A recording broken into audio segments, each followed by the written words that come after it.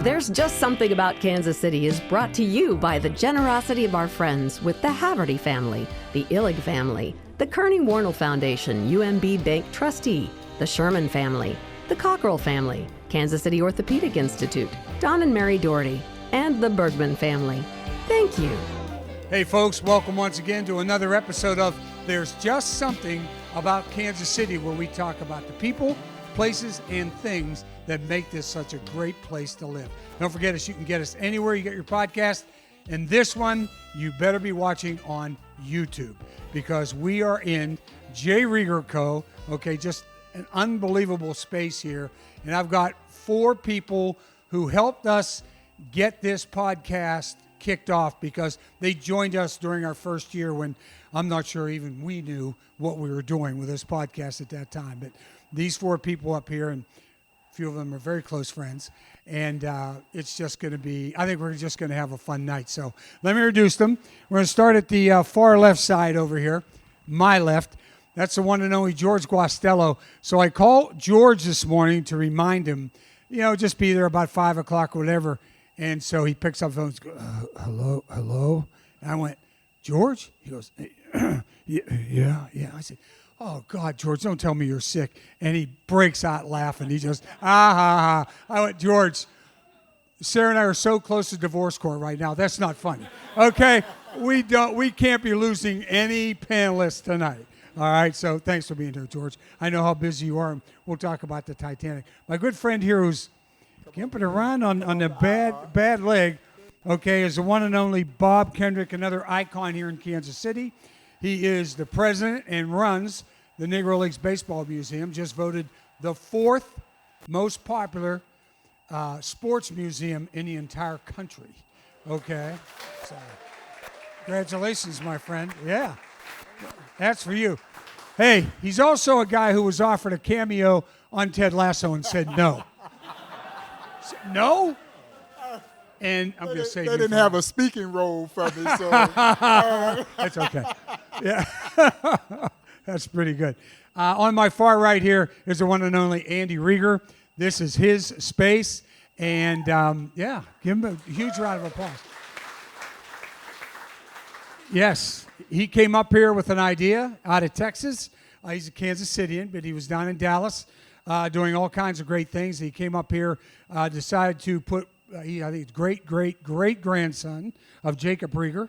And Jacob, in 1919, when Prohibition hit, decided to close it down to alcohol, went into mercantile and some other businesses at that point. And until Andy came back with the idea that I don't want to do this investment banking thing anymore, because I have all these people I'm buying and selling these businesses, and this side's happy and this guy's miserable. So I think I'll just go home and open up. Huh? Oh no, we'll get into that. We'll get into that. Oh, that's right. I did call Andy today. So I call Andy on the phone. I say, hey, listen, here's the deal. Be down there about 5 o'clock, and about half. I went, Frank, he owns the building. I said yes. All right. Hey, Frank's old. Okay, so you have to give me a break there. And of course, on my right, my favorite people of all time. We've known each other forever. Kathy Nelson, Greater Kansas City Sports Commission, and she is an icon in this city. And she is under a year countdown for the World Cup. And I think at least one of your daughters or both are getting married. Both. She's also planning 2 weddings this fall, besides the World Cup. Every time I call her, she texts me, I'm in a meeting. I'll call you right back. It's World Cup meeting. And then I find out she has 2 of her daughters, or 2 daughters, are Lance, God bless you, are both planning weddings at the same time. Can you imagine?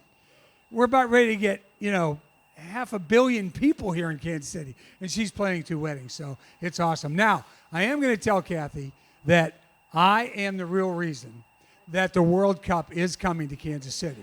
Okay, what are you laughing at? It's not funny. You want to tell them the story? Or go ahead, you tell them the story. So Frank and I worked together at WDAF TV prior to becoming Fox. It was NBC. It actually switched from NBC to Fox the night that Lance and I got married.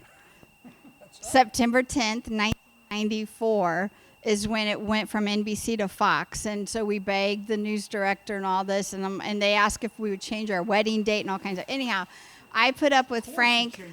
Right. We didn't. We got married the night it flipped. Frank and I sat next to each other, worked together. You put up with me, I'm not sure which one, for 12 years. Yeah. And he was not nice to me all the time, but then other times he would take me under his wing. But you really did teach me. I have very thick skin because of this guy. Yeah. Well, let me tell the real story, okay? So one night during a newscast, right, she does all the chyrons, all the people's names you see in the newscast and what they do and all that sort of thing. And she was the one in there typing all those things in. So we come to sports, and one of the chyrons is mistyped. It's misspelled, right? So I think the director leaned over and said to her, you're in a little bit of trouble, but don't worry about it right now. Let's finish the newscast. Newscast gets over. And I come down. This is a true story. I'm not proud of this, but I sort of am. Okay? I come down, and she turns around in her seat, and she knows there's a problem because Frank Boal is standing over my shoulder. I ran down. I ran up to her and goes, and I went, you can F up the news, you can F up the weather, but don't you ever F up sports.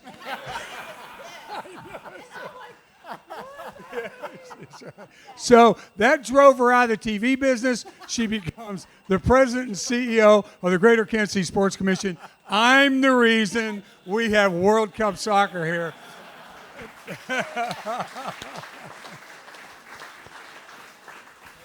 All right. So while I'm talking to Kathy, let's talk about it for a minute. Let's talk about the World Cup. Tell us where we are and how you're doing. And I know you're still looking for volunteers. I saw your tent up at Chiefs Camp. You even had a tent up at Chiefs Camp to try to get volunteers.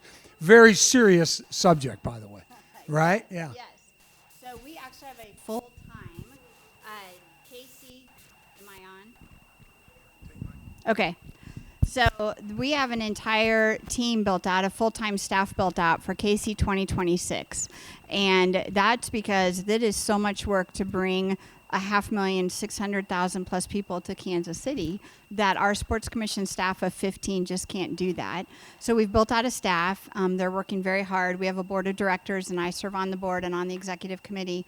And we meet daily, both my sports commission staff. I also run Visit KC for Kansas City. Mm-hmm. And so that staff meets daily, and then the World Cup staff. So we're doing very well. We're ahead of the game of every other city. I love when I travel. I travel a lot right now. And everyone's like, well, of course, Kansas City, everyone rolls their eyes. I love that because we are trending ahead. And a lot of times people will say, hey, call Kathy, or Lisa, our legal counsel's here in the room tonight. I mean, those types of things to get our board set up, to get a staff set up, and just to be ahead of the game because we know we're the underdog. We're the smallest city. We've never hosted a Super Bowl. We have hosted a men's Final Four. I was not around for that. It was a long time ago. So it's just a different world. I know. I wasn't going to say it, but okay. So it's just, we're in a different space, but we are ahead of the game. We've locked in 200 plus buses. We've locked in or getting ready to lock in insurance. It's all those things that are boring behind the scenes that you don't really care about or want to know about, but we are trending ahead of all of that. So we're in a good space. I'm traveling a lot right now, especially international, because now our job is to bring people to our city. Now our job is to make sure other people across the world know about Kansas City. They've been to Miami, they've been to New York, they've been to LA. They may have not been to Kansas City. They most of the time don't even understand why we're not the city of Kansas. Like, you know, it's just one of those things. So I'll head to Brazil with the Chiefs. We'll go back over to UK, a few other trips sprinkled in there, and then a lot of just domestic travel right now getting ready for World Cup. But we're doing great, and we are in need of volunteers. If you have a desire or know someone that wants to volunteer, we need you more than ever right now. Right now, we are at about 10,000, 11,000 signups. We'd like to get to 15,000 signed up by September 15th. And then we'll do an entire interview vetting process to get to, Haley, is it like 8,000 volunteers we need? 6,000. So it's very doable. We blew it out of the water with NFL draft and how many volunteers we needed. So we know Kansas City will show up, but it requires a commitment. We need you to give up 8 days to volunteer when it's here next summer. So, but yes, go to our website, kansascityfwc26.com. There's an F in there? For FIFA World Cup, not your F, the other F, the other F. Okay, Andy, let's talk a little bit about what and how you made the decision to pull up stakes down in Texas and decide to come home and reopen a family business like this, which was not a minor undertaking. Well, I always say that to everybody that has ever, definitely we don't expect everybody to have watched 100 episodes because that would be absolutely insane of anybody that has. But if you have, very good for you. You probably get a bottle of whiskey from me at the end of this. And your name cannot be Frank or Sarah.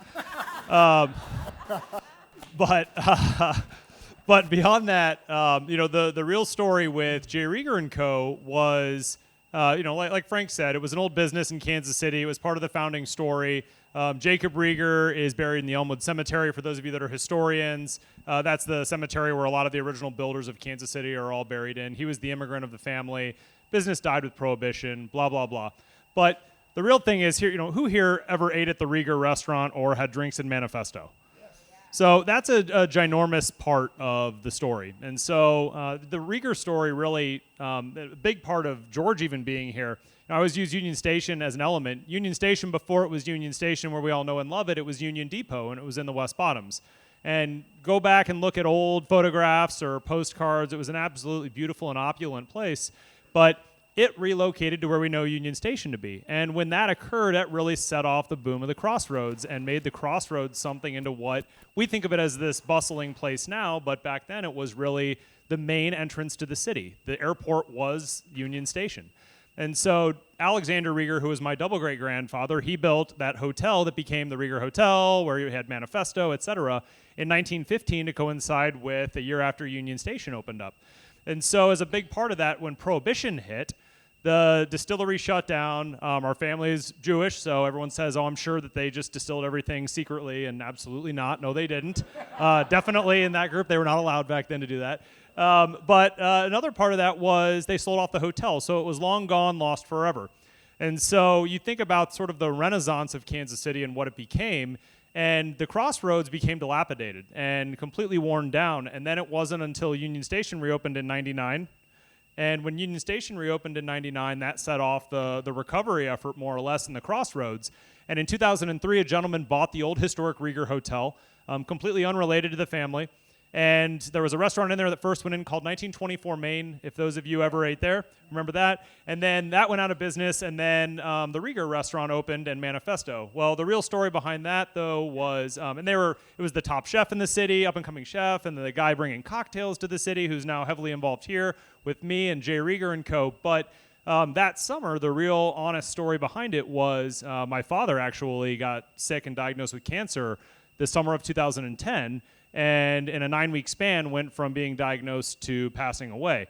And two very important things to the story that he told me during that time period were, number one, he said the Kansas City Star, he had the paper in front of him back then when everybody got the paper still. And he said, there's going to be a restaurant opening with one of the top chefs and the top restaurateurs. Make sure you go if I'm not alive. And so it was something that I knew I had to do and make a mission, but the other one was never move home to Kansas City unless you have a reason. Only you will ever know what that reason is. And so he passes away. I go that Christmas. I visit the restaurant 3 times in 7 nights when I come back to visit my mom. And as a big part of that, I meet the bar guy, and he says that he wants to start Rieger Co. And I say, I want to help him out, but I want nothing to do with it. And so that turns from, to skip forward a whole bunch, that turns from me doing absolutely nothing to me realizing I was doing way too much for wanting to do absolutely nothing with it. And from there, started asking about how could you convert this from a bar concept to a distribution concept. And that led to conversations with people that ran Maker's Mark, people that ran Tanqueray, people that ran Smirnoff, and all these people wanted to leave where they were and come be a part of this founding organization. And I was so close to it, and I was just trying to help this other guy that I didn't even think about it. And my wife said to me one day in our apartment in Dallas, Texas, where I was working in an investment bank, she says, remember how your dad told you only move home if you ever have a reason? You're so close to this and you're trying to help other people do these things that you're not even realizing this is what you're supposed to do. And so that was ultimately the moment in time, summer of 2013, in which the woman who just left with, my two beautiful kids, who are absolutely so wild they couldn't be here anymore. But that was one of those moments in time in which you'll never forget where you were. And so tax day 2014 moved back to this thing that I thought I was never going to do. We completely changed the concept up from being a bar that happened to make alcohol like most local distilleries are, into a distillery that we were on the other side that's now one of our barrel warehouses, 15,000 square feet. And we didn't have a bar, we didn't have tours, we didn't have a gift shop when we started up. But it was something that we just felt if you did things the right way and you waited and you were patient, you could make really good alcohol, you could tell a good story, you could really be more or less that community vibe. And so several years later, we were able to purchase this building, purchase our building. This building was a shell. There were no walls, there were no utilities, there were no windows, but it was this beautiful piece of real estate that we were watching after every single day and just kind of took off, learned real estate development, and the second most beautiful historical building in Kansas City is the one in which you're sitting in right now. Oh, that's good. Oh, boy. What a transition that was. So this guy over here, George, you want to... George Guastello, Say of course. thank you and give him money. Yes, I will do that. Exactly. And drink much of his liquor as possible. That's right. Isn't it great to listen to these stories? And that's what we're all about in Kansas City. We have to honor those of the past so that they can relive the future. So when I look in all this room, I'll give it. This kind of looks like the first class and the second class and the third class of the Titanic. If you need to buy a ticket, buy it. Because, I do have to sell tickets to do that. But when I think about Andy, he was there for us for our 100th anniversary. And you created the very first drink for our 100th anniversary. Right, relaunched. And I remember when you said, we've got this idea. And you came to the office and I listened to you and went, oh, this guy's got it. But he does, because he tells the story and he represents and remembers those of the past so that we can live to the future.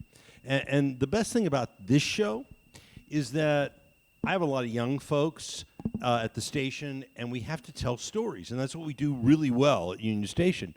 But we always make the young folks listen to this show because it's a living history, and you can find out stories, and they can get back quickly. They can learn about you. They can learn about everybody. And then people pass. And we need those stories. A dear friend of mine is Jim Eddy. And Jim passed, but he knows the story, right? And the kids are here. But I love the man, but he has a story for everything. But now we can send our kids there and our social folks and listen to it. And that's the best part. That's what's really great. And next week I'll be on There's Just Nothing About St. Louis on that podcast. And I'm looking forward to being on that.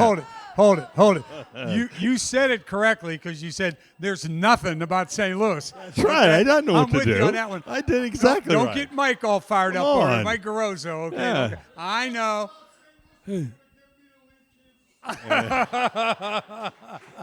Mike ain't going back to the hill anytime soon. Okay. Yep. That's it. You got it. No, it isn't. Yeah, George, and you've got the Titanic coming up now, right? It's coming back, yeah. It's really exciting. It's fully immersive. It's brought to you by Hawthorne Bank, another one. I love to be able to talk about sponsors. But, we earn all of our earned income on selling tickets. That's how we operate that $31 million business every year. And it's because of these stories. But it's a really interesting story about Titanic because one of the original folks that grew up in Hannibal, Missouri. Well, anybody know who that was? Oh, yeah. Well, I'm looking at Starlight. Unsinkable Molly Brown. Yeah. Molly Brown grew up there and then went to Denver. So there's all these connections, and then we get to tell the story. And I think Titanic is an interesting way. It's fully immersive, so we'll take you through. But this isn't about the commercial. It's about you, and it's about the stories that we need to talk about. And look at this man. He needs to talk about it. Yeah, right. Exactly. But thanks. George, by the way, originally all he wanted to be was a stand-up comedian. And it didn't work. Huh? It didn't work. Didn't work. I no. didn't say it, George. You said it. I did okay? it, right. And because I'm sitting down.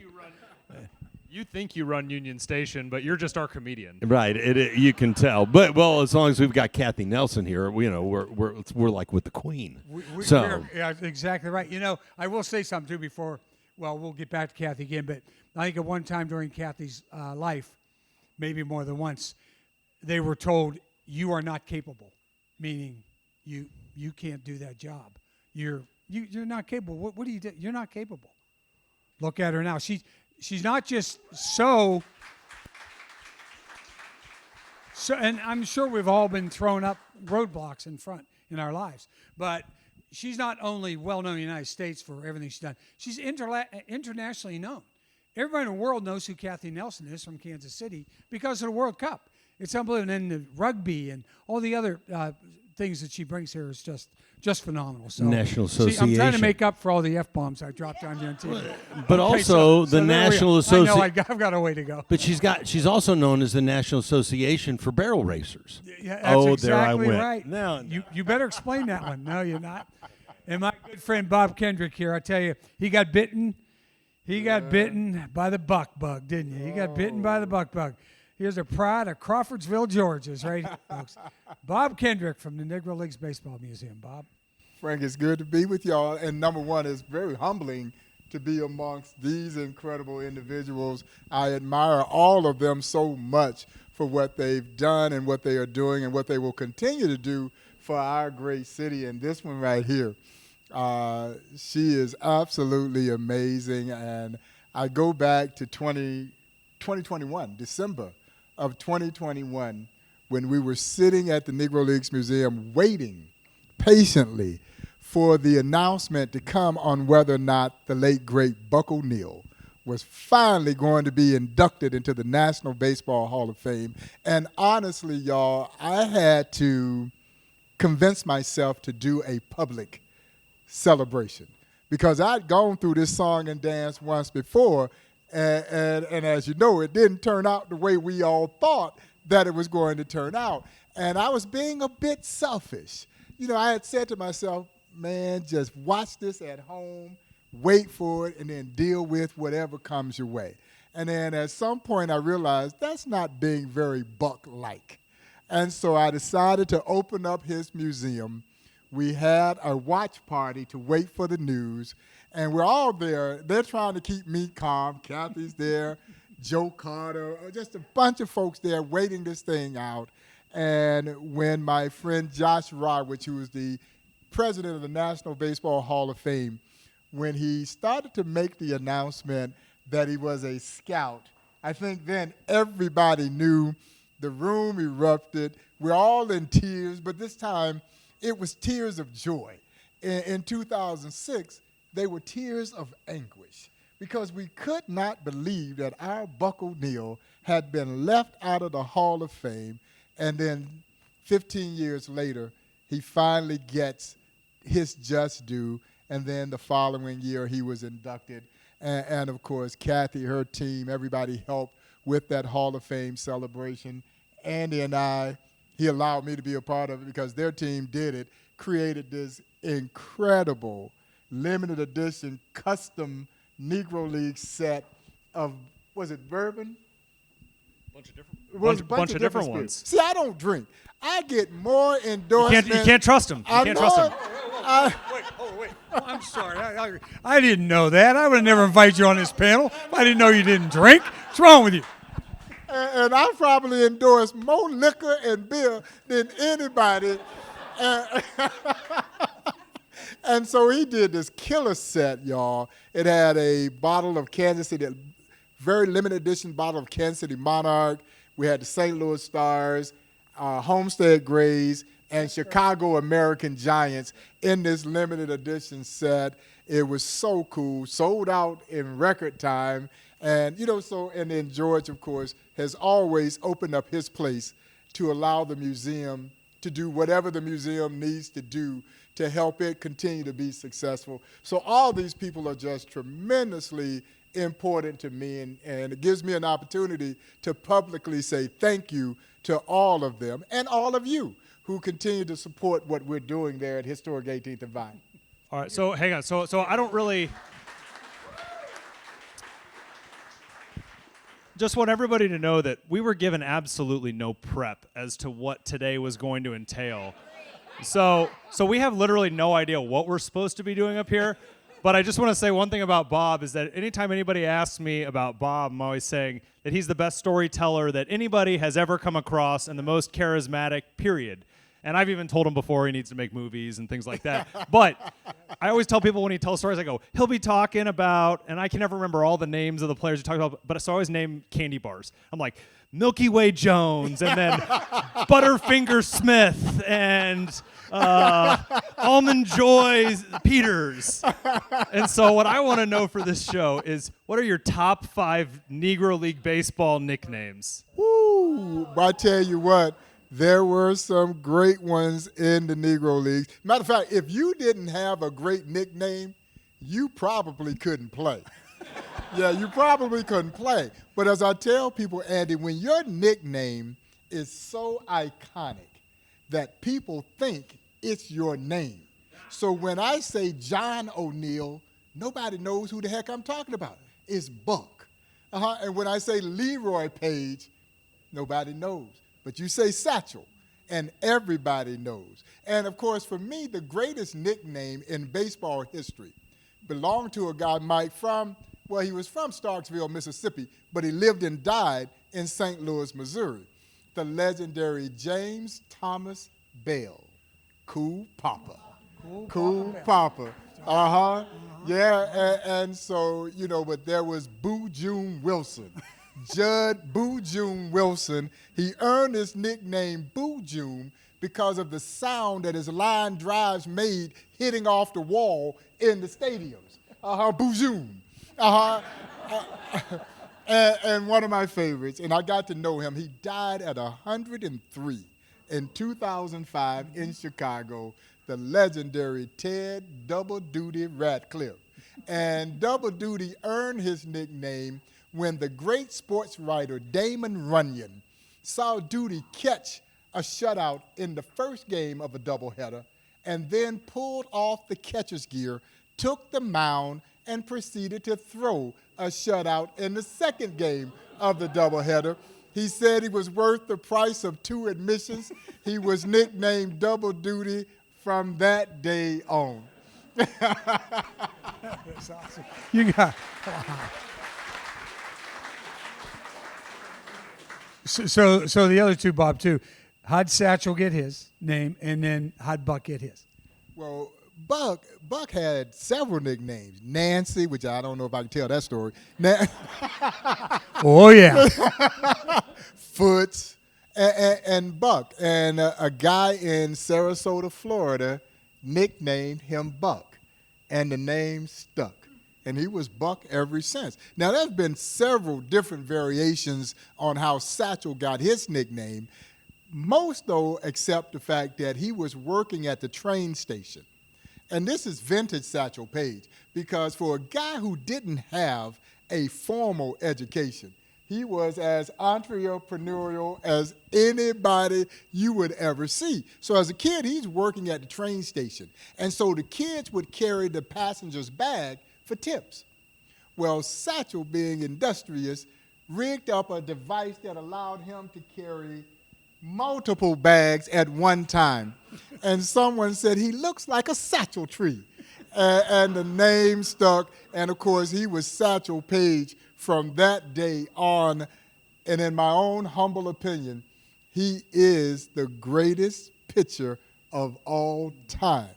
Because you'll hear people say, such and such was as good as Satchel, or he threw as hard as Satchel.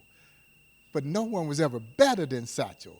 And for me, Satchel had everything you needed to be great. He had the longevity. By his estimation, he pitched in over 2,600 games. Mm-hmm. He's pitching 2 or 3 innings almost every single day because everybody wanted to see the old man pitch. The great stuff. Recorded some 55 no-hitters, and only God knows how many strikeouts. And the charisma. He could sell it. Yeah, he could sell it, but he could back it up. And so some of you may have heard me tell the story, and we're so proud that the Negro Leagues are now in the video game MLB The Show, the biggest baseball video game in the world. And it has been by far the biggest initiative that this museum has ever embarked on, because now we're talking about millions upon millions of young people and young adults who are not only learning about the Negro Leagues, but they're falling in love with the Negro Leagues. So in the video game, Satchel is the only one, Brian, that has names for his pitches. Everybody else, you pick fastball, curveball, changeup, slider, but not Satchel, because Satchel actually did name his pitches. So Satchel had what he called his midnight creeper. He had the two-humper. He had the bat dodger. He had the hesitation pitch. He had the long tom, the short tom, the jump ball, the trouble ball, the radio ball, the wobbly ball, the dipsy-do. And he also had a pitch that he famously called his b-ball. You know why he called it the b-ball? Because Satchel says, it bees where I want it to be when I want it to be there.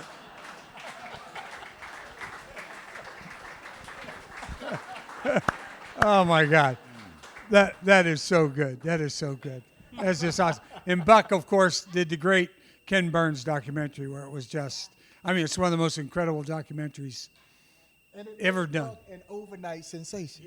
Yeah, Buck, it made him an overnight sensation. Buck was 82 years old when Ken's documentary came out. And I'll never forget the headline in the Kansas City Star said, "A star is born at 82." Yeah, when most of us are shutting it down, it jettisoned an entire new career for Buck O'Neil, and he, for the next 12 years, the good Lord blessed him to gallivant across this country, preaching the gospel of the Negro Leagues and the virtues of his museum to any and everybody who would listen. And I guess you could say, guys, I was hanging from the hem of his garment. And it fills me with great joy that I get the opportunity now to preach the gospel of the Negro Leagues and the virtues of Buck's museum to any and everybody who listens. And of course, you know, we are working to build Buck a new house. I know. Yeah, we're going to build him a new house. Talk about that. How many square feet is that thing? Well, the current museum is about 10,000 square feet. Right. It's not an overwhelmingly large footprint, but there's a lot of information within those 10,000 square feet, and it is beautifully curated. The new museum will be about 35,000 square feet, and it will be connected to the Paseo YMCA, which is the birthplace of the Negro Leagues. We're converting that historic landmark into the Buck O'Neil Education and Research Center, and you may have heard that we just announced plans for a Marriott Tribute Hotel to be built into the new museum, and Reggie Jackson, Hall of Famer Reggie Jackson, is part of that development effort around this new hotel. His father played in the Negro Leagues. His father, Martinez, was a cup of coffee guy in the Negro Leagues, not a superstar player, but he played for the Newark Eagles. He was the traveling secretary, and he drove the bus. And so you had multiple jobs if you're going to play in the Negro Leagues. But I tell people all the time, I am as excited as you could possibly be about having to raise $35 million. But we'll get it done. We'll get it done. We'll always get it done. The one and only Bob Kendrick. Unbelievable. Just unbelievable. I'd just like to ask all of you too, and I know it's there and people know they're coming from all over the world. How are you getting that? How are you getting that out to everything besides the fact there's going to be soccer games here, soccer matches here? How are you getting it out to the world that we have all of these iconic places in Kansas City to visit while you're here? Yeah. So I will, 2 quick things before that. And Leaf Leistic is here, and Leaf knows. So after I left Frank for 12 years at Fox 4, went on and helped create Metro Sports, a local sports television station. And Buck O'Neil would come to the TV station, and we had Buck on all the time. And Buck would come to the newsroom, and that long legs Buck would lay back, and he'd put his legs up on the desk, and he'd start singing to me. I'm like, Buck, you got to get on air. Buck, stop singing. Buck, stop. God love him. He had a great voice. And he's like, Miss Kathy, let me sing you a song. I'm like, I need you on the air in 2 minutes. I need you to stop singing. But what a gem, and I mean, truly icon for Kansas City. And I'm laughing too. I can't read this. I couldn't read this 20 years ago. When you would write me in the newsroom, like, what is that? I can't read it still. I can't read it. But to Bob's credit, all that he's done there, it's easy to promote for us. People want to know about it, the 18th and Vine, the history of Kansas City. So we put together travel agendas when people want to come to Kansas City, especially from across the pond. And they want to know about a few things. They want to know about our history with jazz, our barbecue. They want to know about Travis and Taylor. Yes, they do. Yes, they do. I have my orange. They want to on. know about our very own Ted Lasso, and I was just over in London a month ago, and I went over to Richmond where it's filmed, and I walked into the bar and went up to the bartender. I'm like, Jason and I are friends, and he's like, you better not show that picture around here. You will be mobbed here. And he's like, he's one of us. I'm like, no. He's us. He's Kansas City. He's ours. But they also want to know about Route 66. But a lot of people... Oh, yeah, Route 66 is a huge deal. When I'm overseas, we lead our presentations with Route 66. Like the street? No, Route 66, the famous highway. Yeah. Well, you said street, not street. Come on, Andy. In Cuba, Missouri, where my wife is from, it is a street. Fine. But it's a... There's a really big rocking chair on it as well. That is true. We have a picture of that. So we lead. People want to know about the history. And it's funny. They don't really care about the 250th anniversary of the United States over in Europe. Like, they're like, whatever.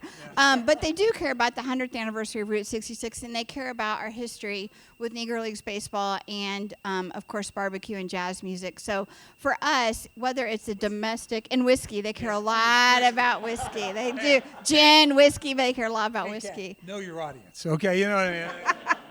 Sorry. Okay, yeah. We bring people here a lot.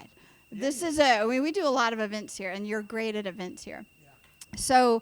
So Bob knows we are always promoting that. When we have big conventions in town or meetings in town, we love to use his space. If we're not at Union Station or Pierpont's or the boardrooms there or doing big press conference for the NFL draft at Union Station, we're using Bob's space. So for us, those two things are such a fun, unique sell for these three things are such a unique sell for us. It makes Kansas City stand out. I mean, it really does. And I think that's one thing that we can't take for granted.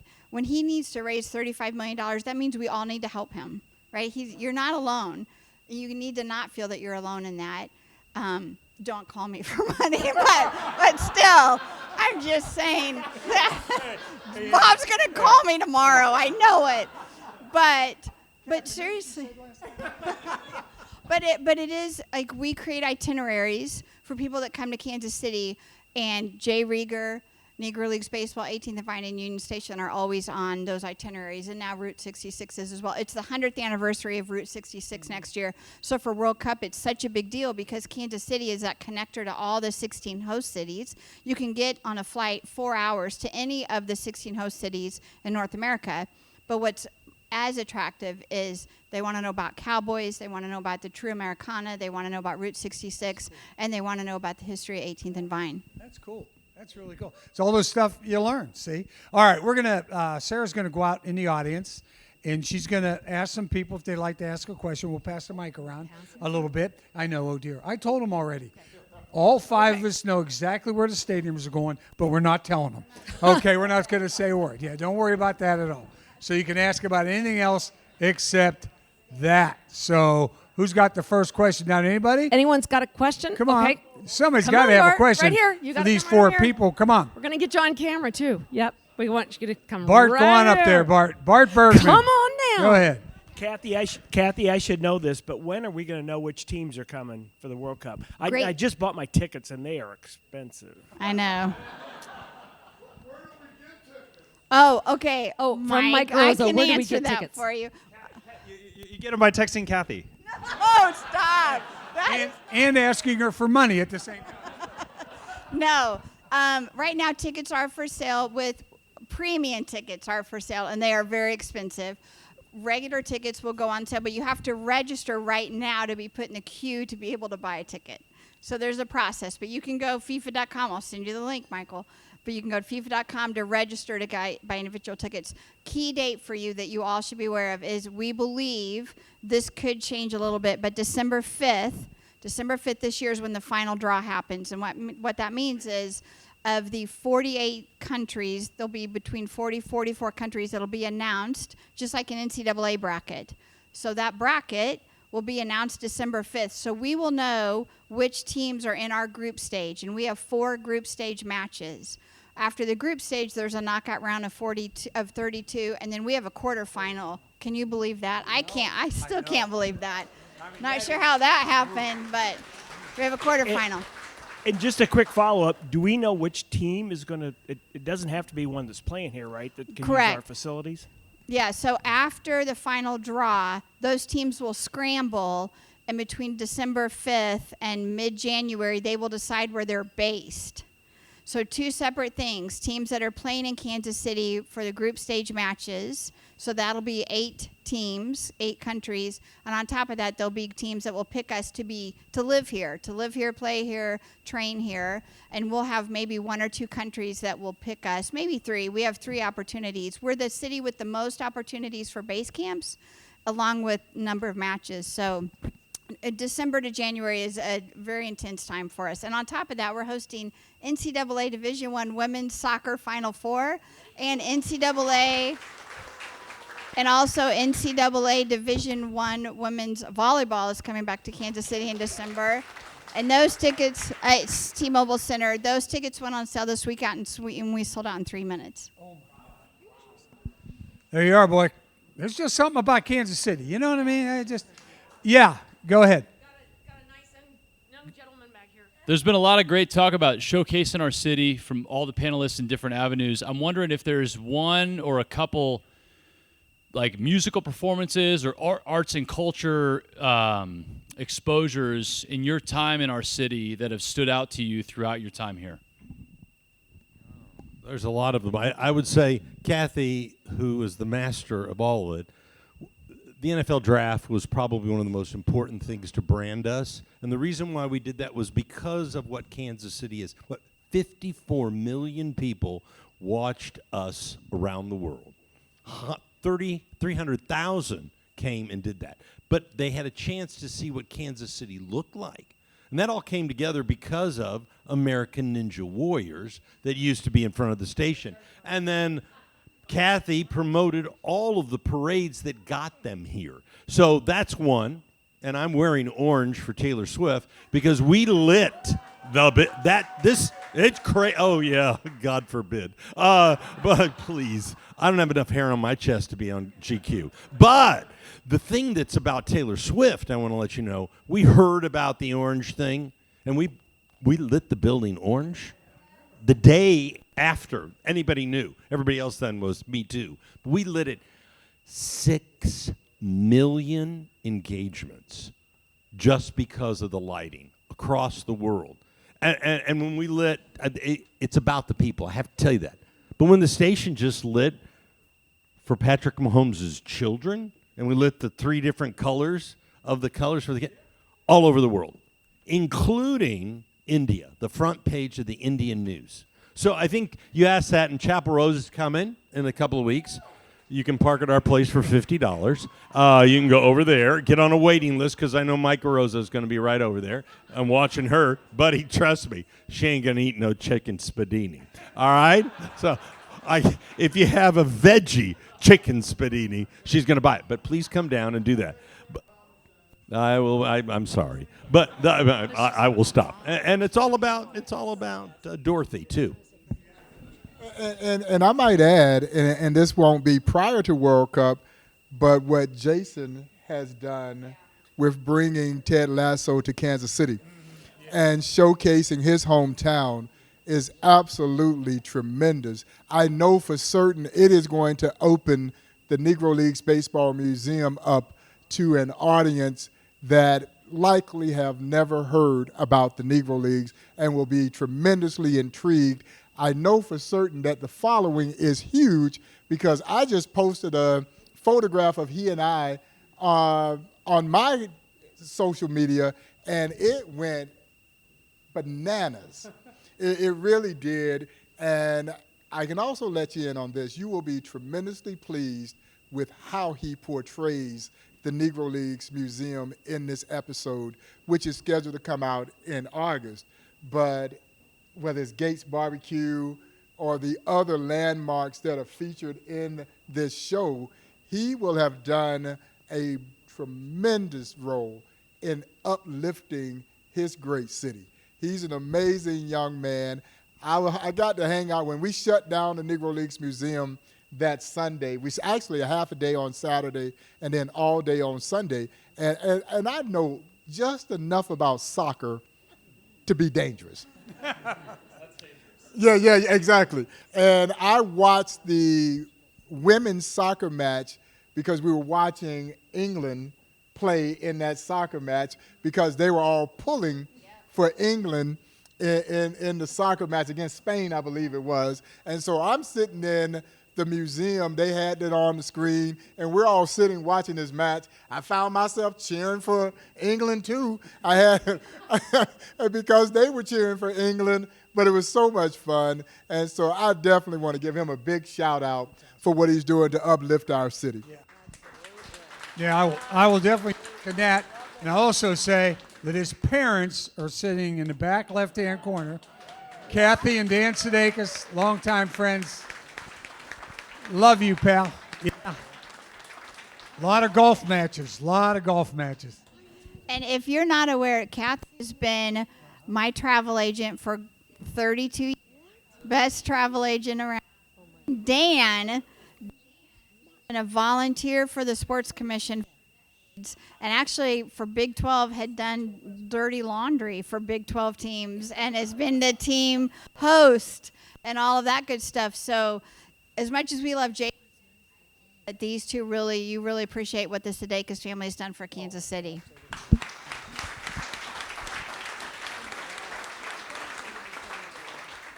Well, since I didn't know Kathy and Dan were back there, hi, Kathy and Dan.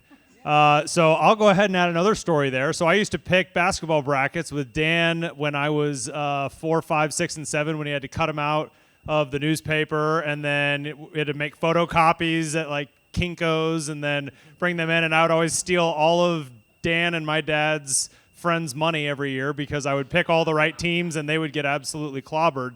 But to layer on to what Kathy said, so to give a sort of a fun story that's sad but then fun. So when my dad actually passed away of cancer, one of the things he wanted to do before he passed away, because he died so suddenly, was he really wanted to take me on a trip on an Alaskan cruise and had all these things that he wanted to do, including dog sledding, an airplane ride, landing in a Ford, high up in the mountains, all these really cool things. And he passed away 2 weeks before we were supposed to go.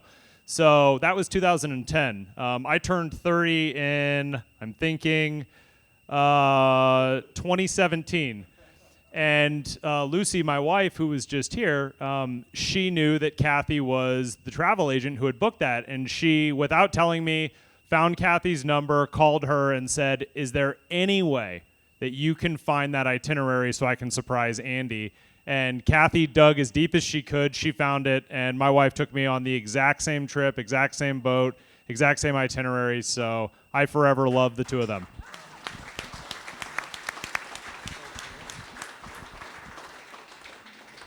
Dan, you always were a jock sniffer. You know that? I did. I always, somehow I always knew that. You know what I mean? That's the best. You guys are the absolute best, I'll tell you. Huh? Oh, yeah, I'm sorry. Oh, my gosh. It's my daughter, Hi, Lauren. Dad. Yes. Hi, I'm Lauren. I'm the youngest of the Boal clan. It's not a direct question for anybody. I just wanted to say how much the podcast has impacted my life. It's been wonderful to watch my dad do all this, even though I thought he retired and we didn't have to listen anymore to him and all the things. However, because of this wonderful podcast and people wanting to talk to my dad, I got to meet one of my idols in Kansas City that I never thought I would get to because my dad never gets me backstage passes. I never got front row to any Chiefs games. But I got to meet and take a picture with Alex Gordon because of this podcast. So thank you, Dad. And there's just something about Kansas City. I love you, baby girl. You know that. My daughter Lisa's here and her husband Adam, and my son Grant and his wife Danielle. And Jan is here as well. Yeah. Jan is here too. So, yes, absolutely. And then David Parker back there, married to Lauren Boal. She's not a Parker. She hasn't taken. She would not strip herself our last name. I said, why didn't you become, Miss Parker? She said, oh, Dad.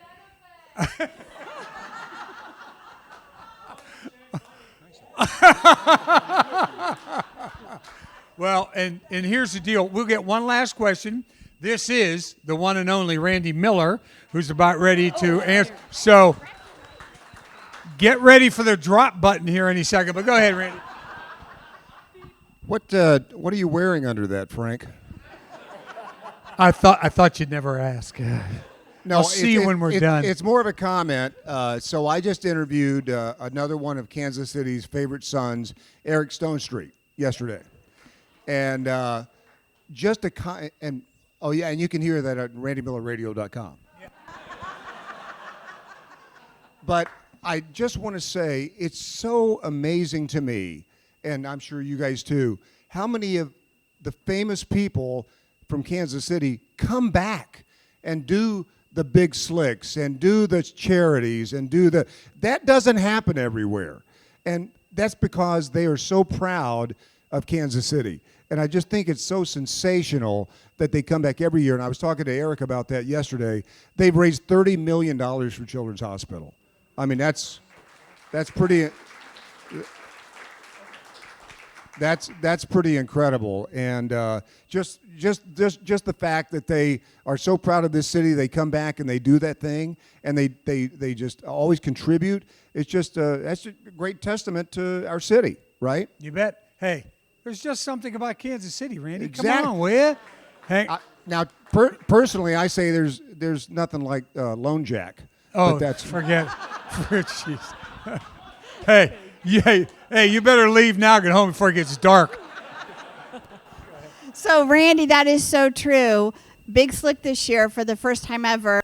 How many of you have seen the Progressive commercial with Dr. Rick of How Not to Be Your Parent? Yes. Okay, KU alum, if you didn't know, Kansas City guy. How crazy is that? So had the honor of meeting him at Big Slick, and he's like, oh my gosh, he hit a home run right after Mahomes hit a home run, but nobody noticed. And so Bill calls me, and he's like, his name is Bill Glass. He goes, can you get me a copy of that? I'm like, yeah, we'll call the Royals, we'll get you a copy. So we got him a copy of his home run. And then he goes, is there any way I could throw out a first pitch? I'm like, I don't know. That's pretty hard. I'm like, maybe. And he goes, it'll probably take years to get on the list. So I call the Royals, and of course they want to have him. So he's throwing out the first pitch, coming back to Casey from L.A.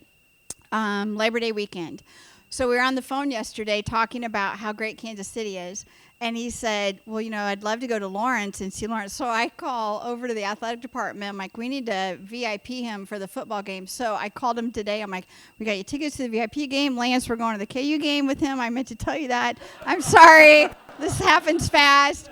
But same like Eric Stonestreet, they'll come back. We'll do dinner here. I mean, it is truly what Randy said. That's so true and so amazing. Heidi lives here. I mean, it's just amazing. And everything the Big Slick crew does for Kansas City, it's amazing. Just wonderful. Okay, we've got to let Andy get back to making money in this place, okay, for he's so generous with us tonight. We'd like to say, number one, thank you, and when we get all done here, we're going to wrap up, and if you want to go downstairs and while they have to rearrange the room and get it ready for their normal customers here on a Friday night, which was very generous of him to give us a Friday evening like this, and thank you very much, Andy. You're right. We're going to go to the basement to the Hey Hey Club and have drinks. Okay, now, everybody's my age or older. We're all going down the slide. Okay, so we're all And for any of you who are believing that's a joke, the oldest person to do the slide was 99 years old. Who here, if someone can guess who the oldest person to do the slide was at 99 years old, I will give you a bottle of our $30 bourbon. No, it was not Buck O'Neill. Big Sonya. Oh, not Frank Boal. All right, for those of you, because you're all absolute failures at Kansas City history, it was Burt Berkeley, who unfortunately, after he did the slide at 99 and a half, he looked at me and he said, when I turn 100 years old, I'm coming back and I'm doing it again.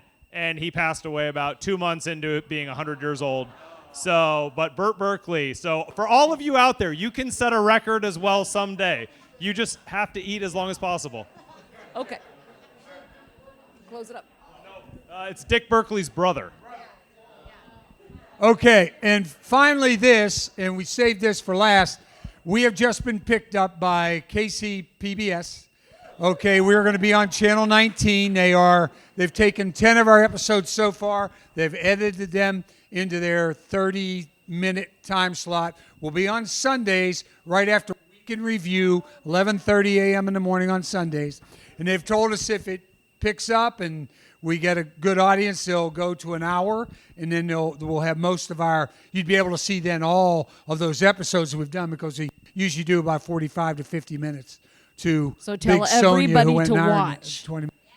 So, yeah, we'd just like to say thank you so much for all of your downloads and your streaming and your backing us, and we just want to tell you, Something just really quick. I want to jump in, and I know, Ben, you can cut whenever you want. You got to say the tagline, honey. there's just something about Kansas City. There you go. There's Just Something About Kansas City is a registered 501c3 nonprofit organization with the mission of documenting the stories that have built our city to inspire and educate generations to come. Our work is being made possible by the generous support of local partners like you. You can help us share these stories by becoming a sponsor today. Visit somethingaboutKC.org to learn more.